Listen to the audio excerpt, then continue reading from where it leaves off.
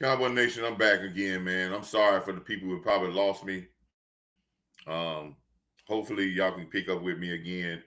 This this technical stuff is really getting on my last nerves. I'm not as used to being a coach. I am not the technical person with this stuff, and it can really get on my nerves when uh I have stuff that don't come out and start working the way that I would like for it to work. Um, that's it really gets it makes me it really aggravates me when that type of stuff happens. Um, but I'm gonna say this right quick because I want to go back to what I was saying earlier and before I left off, and I want to make sure that we say this again because we're trying to be a little positive. Um, I'm trying to bring y'all memories back to when we was in 2021 when Dan Quinn first got here.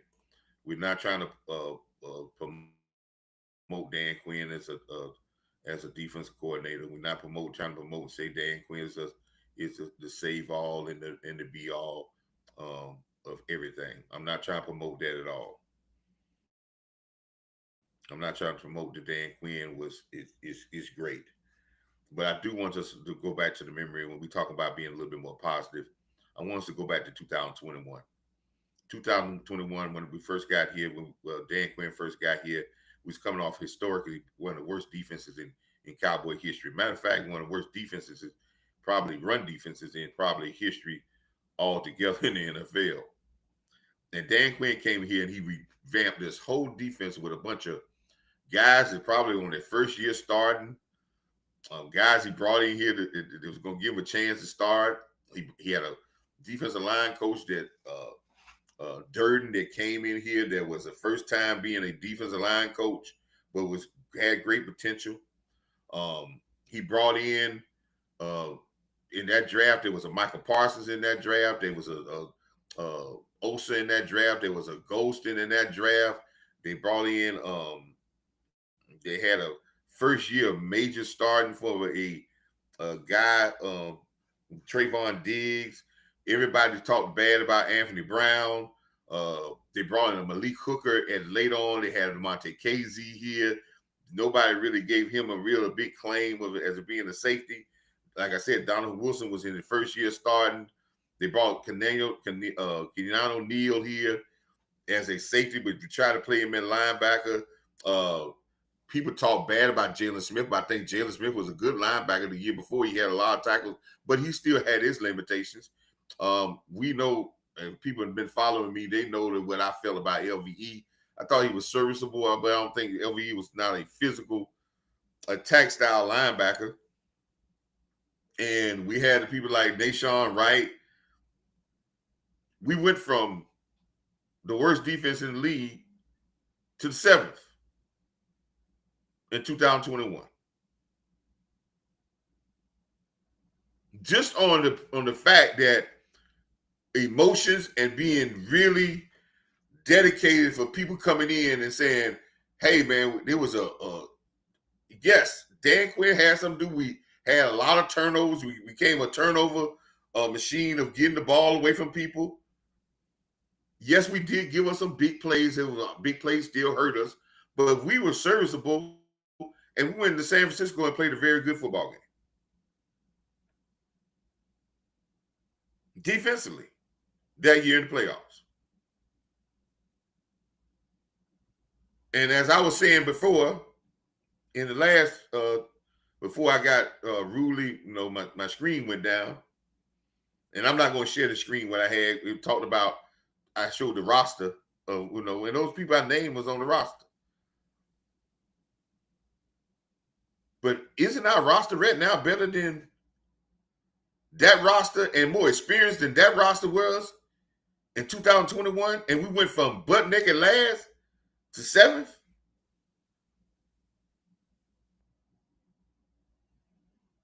Would not take this roster right now over Carlos Watson and Nello Gallimore and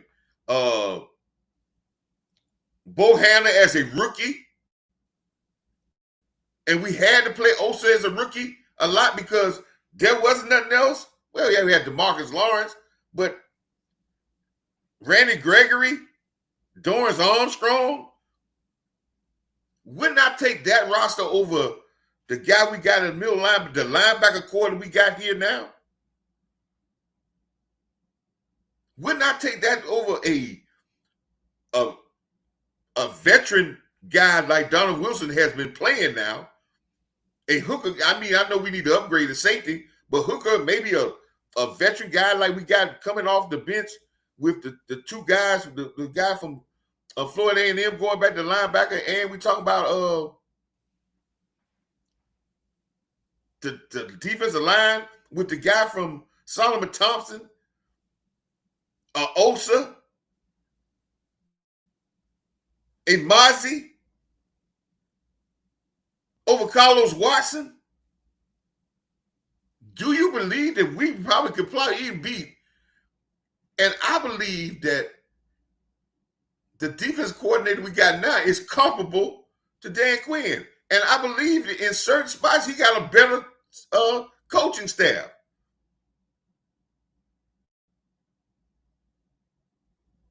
Don't you know we got more in the cupboard with a Bland? Elam, which is a former first-round draft pick. Do we remember we had Anthony Brown starting the corner?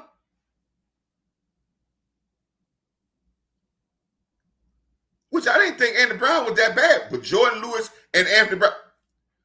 This is what Dan Quinn took from last and put it all together in 1 year to 7th.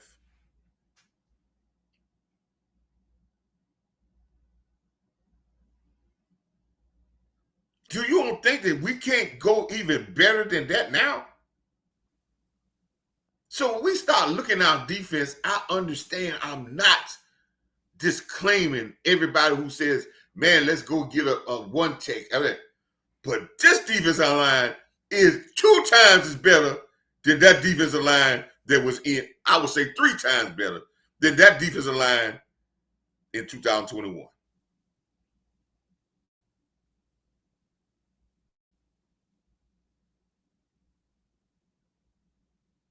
This linebacker core, I would say, is 3 times as better than that linebacker core in 2021.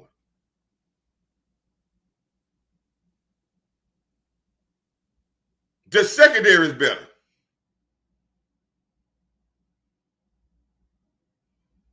When you look at experience and top players, DeMarcus Lawrence is, undeniable. Ain't nobody, but the Osa is better. The film says Mozzie is getting better. Listen, I understand what we're saying, but for me, and I'm not going to be with y'all that long because I'm already frustrated for being shut down with the internet the first time. But for me, if this defense fails, I'm not looking at the Joneses. I ain't looking at the players.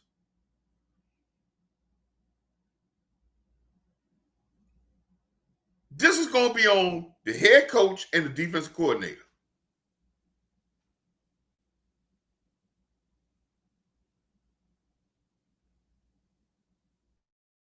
Because the cover that Quinn had in 21, man, we played you know how many people we played in their first year starting and rookies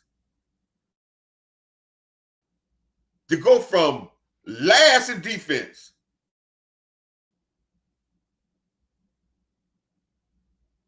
to a top 10 defense?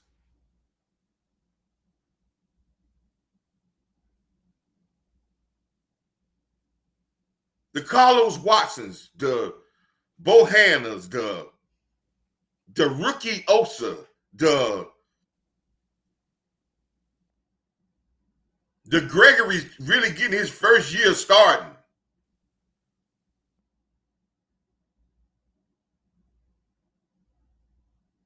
The Diggs coming off his first hurt year, just really getting onto the scene.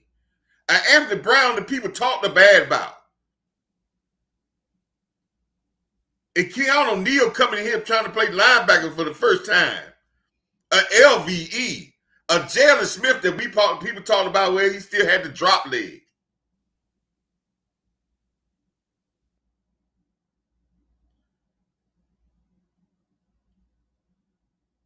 If we talk about a one tech, that's the team that went down to San Francisco and played very good against the defense in the run game because of the fact they had the mentality.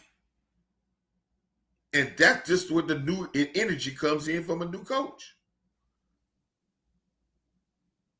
This cover is nowhere close to being as bare as that covered.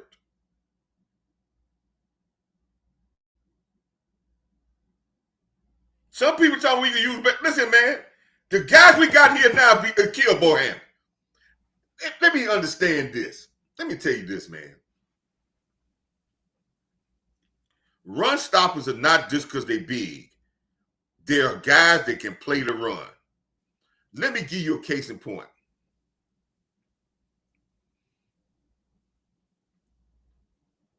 Aaron Donald was great against was good against has been known for the pass, but he can stop the run as well.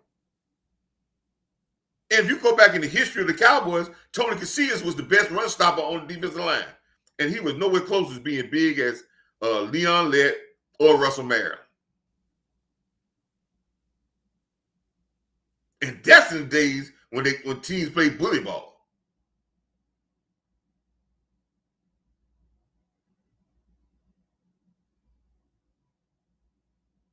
So this team has a chance, man, of what they have to be special. The cover is not bad. If I was a defensive coordinator coming in here, I would be like, man, if we don't make this thing work, I'm not taking a younger team. I got linebackers that I got a Nealon that played last year. Now he's in the second year. I got a player like Dante Fowler Jr. Man, this defense got more to this and then we had, and the positive aspect is we went from last to very good defense in 2021 with way more younger players, less guys that were proven, but just a mentality to do it and get it done.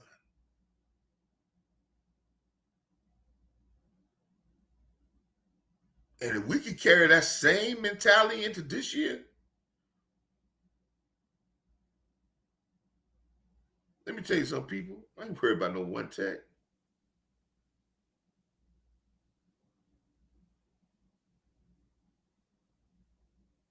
These guys gonna start to run on. Listen, they're going to the point of they're gonna be stout, but this defense is gonna react faster than you can get to them. And hey, how many one techs Marinelli had?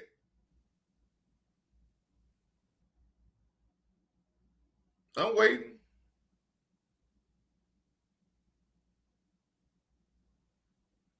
And I believe this defensive line better than what Rob Marinelli had.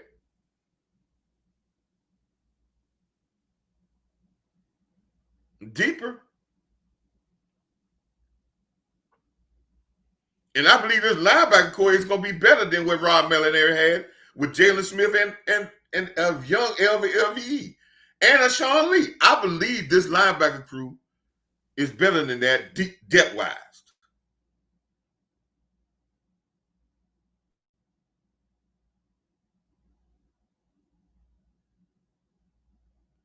All I'm just trying to tell you, man, let's just give it a chance, man. Because in 2021, you couldn't tell me 2021 if I would put that roster up here right now that y'all would say that defense was going to be seventh and go into San Francisco and play the game that they played. That That's why I'm saying now, this defense as of today, constituted what it is put together, is by far deeper and more talented than 21.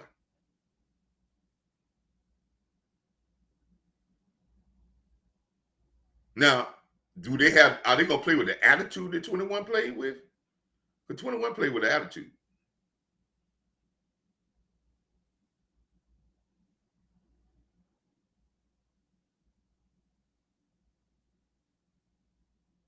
And I hear a lot of people on this thing about, and I didn't want to go in there, but I want to go into.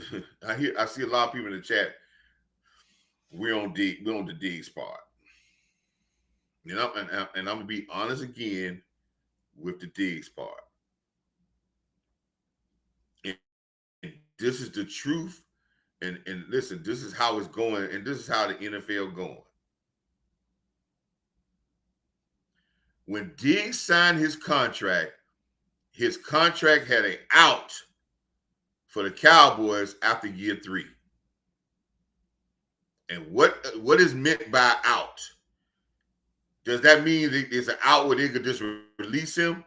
No, that means that most of his money was not guaranteed.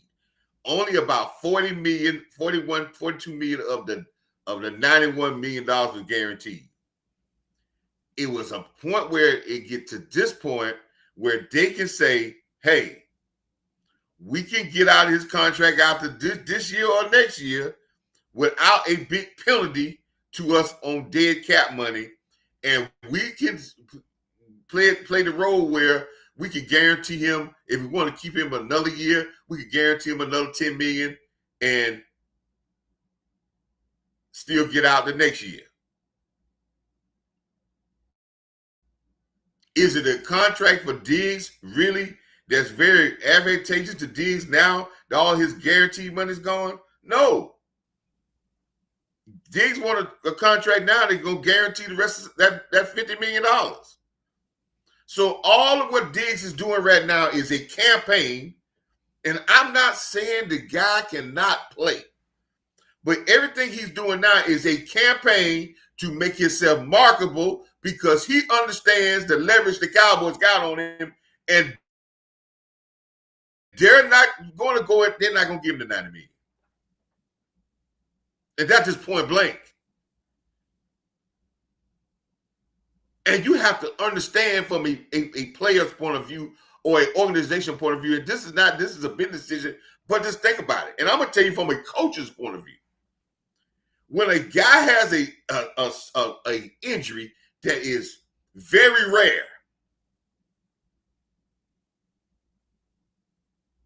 you cannot just say, oh, well, we're going to throw all of it into him and hope the best. You don't want to get into a situation where a guy can't go on and you get locked in.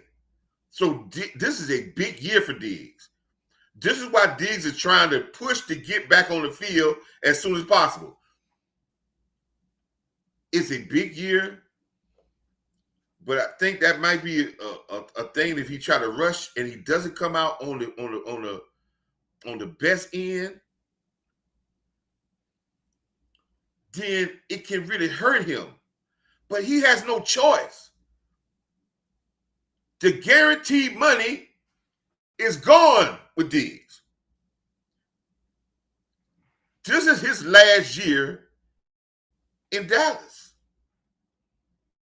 Unless they restructure his contract and say, okay, we're going to opt out the money. But think about it. They want to play it from year. Because he has an injury that you can't say we're going to invest long term. Now, somebody else might want to do that. He's banking on that somebody else would do that.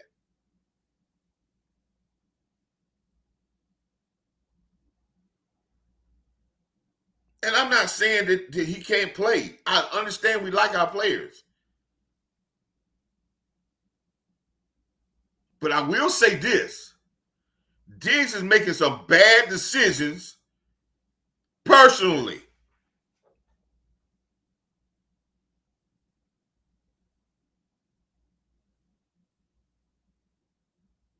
And those bad decisions of the stuff I know already And I'm not going to go into why I know, but the stuff I know already caused him into a point that pressured him into signing a contract that wasn't really long-term dealing. But it was a desperate move. It was a good move because he got hurt. But think about the Cowboys on his end. And I know people don't want to think about this. You signed him to a contract, and in the 3 years you assigned him a contract, he hadn't played a year yet. He played 1 year. He's out half 1 year, and he was out a whole 1 year. 1 year. 1.5 years in 3 years on a contract you just signed him. Think about that, man. You think they're gonna keep investing in that? And that's not no slam on Diggs, but Diggs understands that he has to do everything to market himself because he understands the Cowboys are not going to market him. And he wants to be ready for the next contract they sign. And that's what he's supposed to do. And it's going to probably he's going to probably come out and hopefully he does well for us. Hope he does well. I think he can play. That's no problem with that. But that's just how it is. And I don't think Diggs will hear, if he does play this year, this is his last year in Dallas. Now, if he does something where he goes over the board and does be a all-pro again and be cornerback of the year, the Cowboys are going to try to keep him and guarantee some more money, a little bit more money, and keep him here. He's not going to be happy with that because his contract going to be out of date. And there's going to be a problem with that. Once your guaranteed money is up, now you're at a bad contract because now they can guarantee what they want, and some of the guarantee may not be $20 million. You really don't have no fight in this thing because you're under contract. And holding out is not going to help you none because they can cut the bait and you don't get nothing. And maybe he might be pushing for that.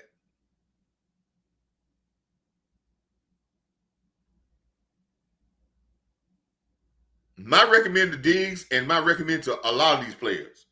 My same recommendation I give to George Pickens. Contribute, and be a part of a team. And really hope that team goes far and win a chip or win something big. And we all get paid. If it ain't about Dallas, somebody else will pay champions. Be on a team that flops, and you're going to find it hard to get your money from Dallas or anybody else. Align yourself with winners right now. That's what I would tell them.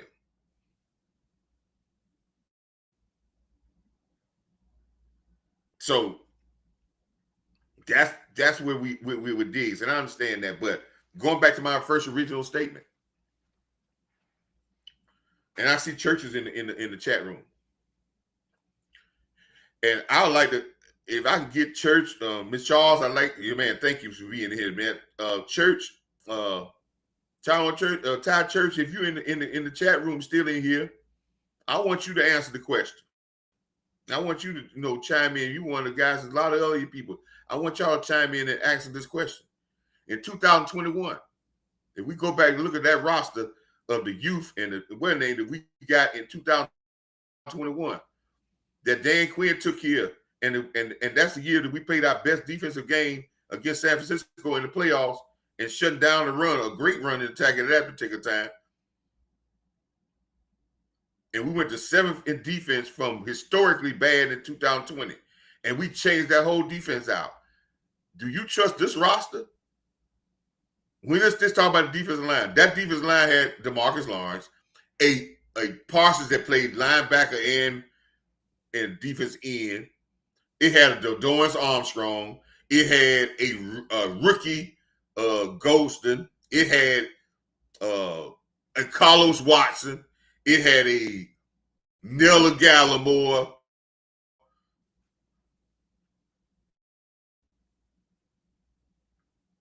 The linebackers had LVE, Jalen Smith at that time, Keanu Reed, Keanu Neal. We didn't have Hooker to half of the season. A first starting Donovan Wilson. We brought in Curse to come in, play safety. Never played before. Played safety, but never had a starting role. We had an Anthony Brown at cornerback. We had Diggs in his second year. And that roster, add a few other people in there, Bohannon and this and that. That roster went from 7th to 7th in defense, and people ain't run all over us then. Do you think that the roster that Matt Eagles is starting off right now ain't 3 times better than that roster? Without a one tech. Without going and get another one tech.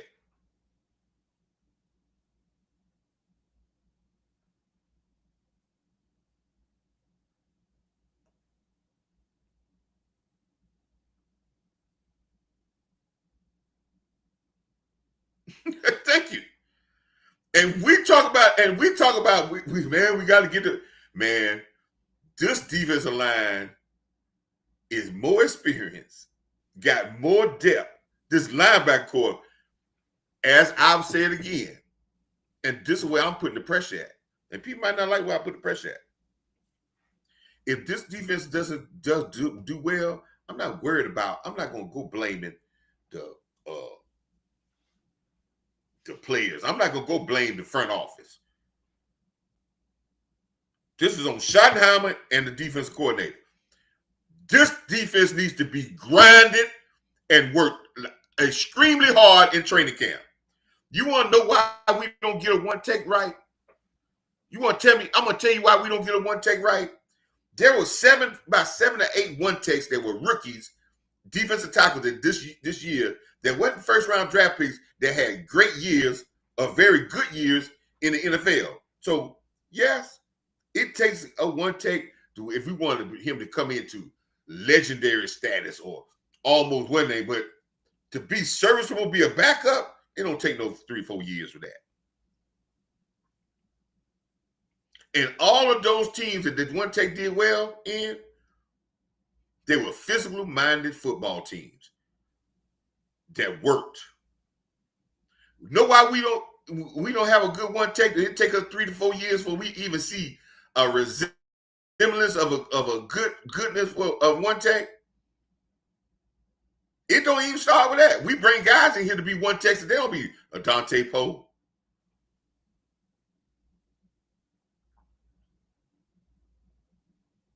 You know why we don't? I want takes to take a little while to develop? Because of our soft atmosphere of how we train.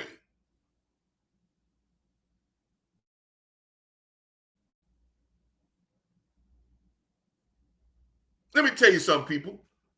If you want to get ready to stop the defensive run, if you want to get better at stopping a running team, if you want to get better at running the football, there's no way you're going to do that sipping on lemonade and sitting up under the tree and watching videos.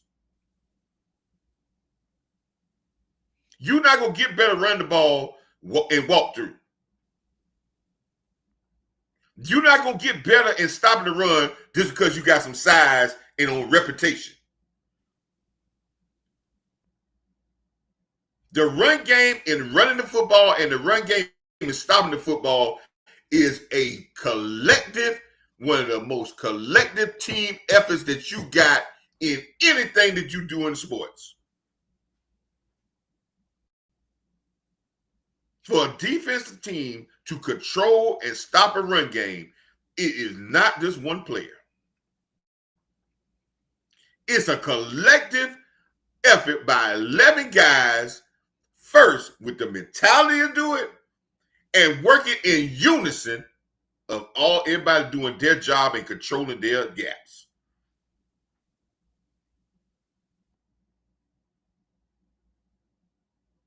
And you're not going to build that trust, and you're not going to be able to do it on a consistent basis, practicing 7-on-7 every day in practice.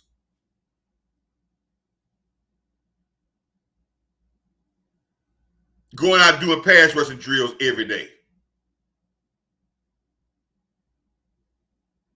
And then you're going to turn around and say, oh, by the way, we need to stop the run game.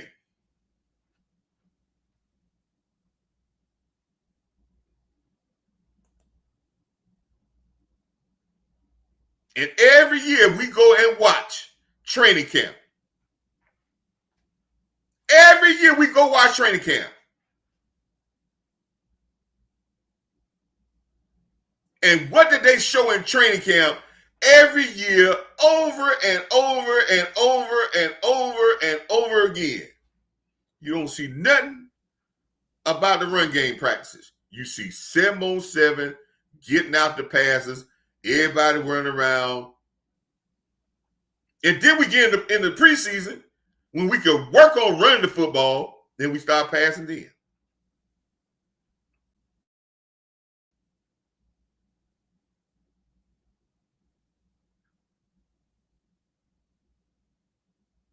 Soft mentality football teams don't never have a tendency to run the football. Can't run the ball with resistance. And if you can't run the football with resistance, I will guarantee you that same team, their defense is lacking in run defense.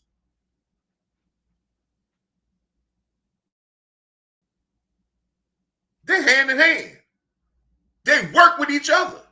So if they tell you got a problem running the football, I will guarantee you and I always say this, you may find some exceptions to the rule. And I'll give you that.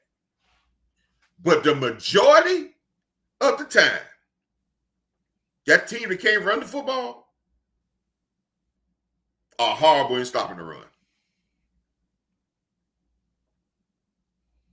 Because if you can't run the football, guess what you don't practice?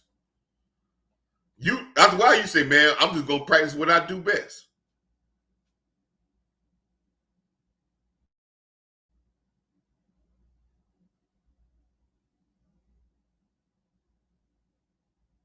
And we're going to hope that it get better at the back end.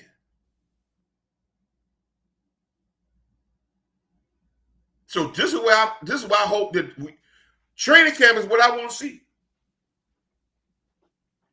I want to see if it's listen, I understand, and I want y'all to understand this. I understand there's rule changes. But whatever the other teams doing that are historically good run defenders and physical football teams, damn it, I want to see us do it. And I don't want to hear nothing about, well, we going to get somebody hurt and we going to lose it and we don't want to get nobody hurt this year. I'd rather take the chances of getting somebody hurt and being better than the agony that I've been going through every year for the last 30 years of saying, yeah, we trying to preserve people and getting our butt kicked out the playoffs in the first round.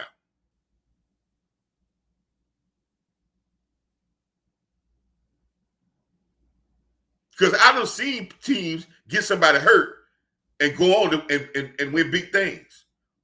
Because in football, it's the sum of the parts.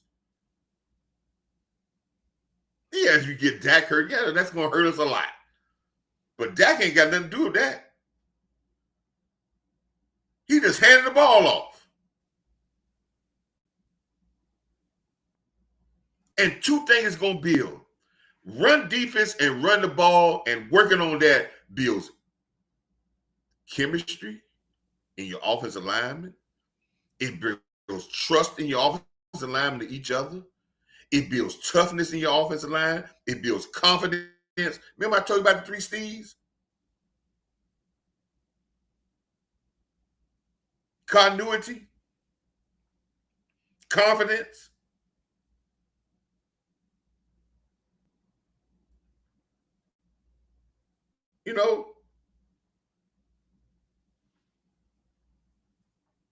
comfort.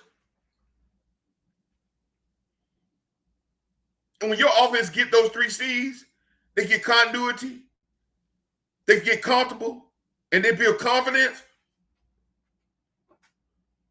Listen, Listen, continuity, and then now they control the line of scrimmage. When you practice the run game on defense and people go, don't you know that builds unity in your defense where you could trust the linebacker going to be where he's supposed to be at? You don't have to go in the game and say, oh, hey, if I take the A gap, I know that Luau going to have the C gap.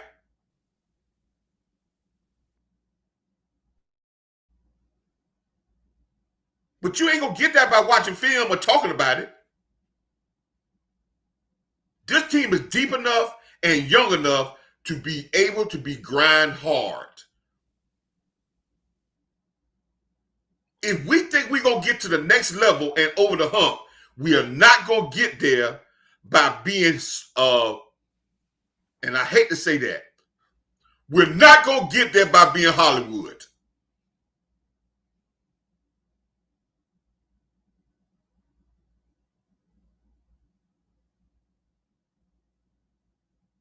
Hollywood is a way of life of a Dallas Cowboy team. We're going to be Hollywood regardless because we're the biggest show in town.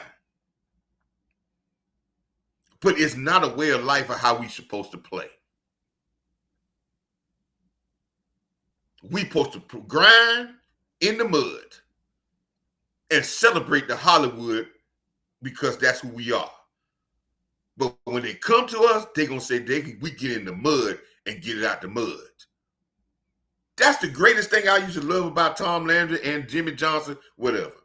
They allowed their players to do all the TV shows. But nobody said that they didn't grind harder than anybody else. Hell, they went to the Super Bowl practicing full pads with Jimmy Johnson. And they still was Hollywood. But you can't be Hollywood on the field and how you prepare and then set the Hollywood off of it. It don't work.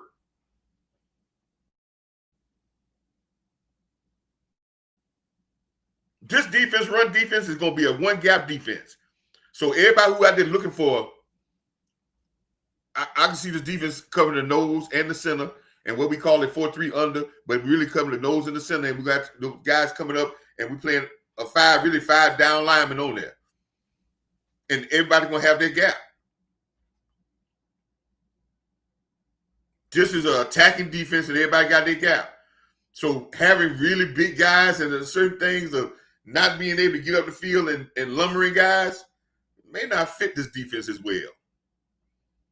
But big guys who are strong, they can get up there. And listen, man, in this days in the NFL,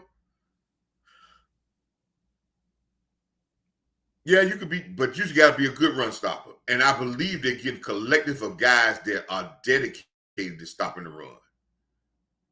That's what you need.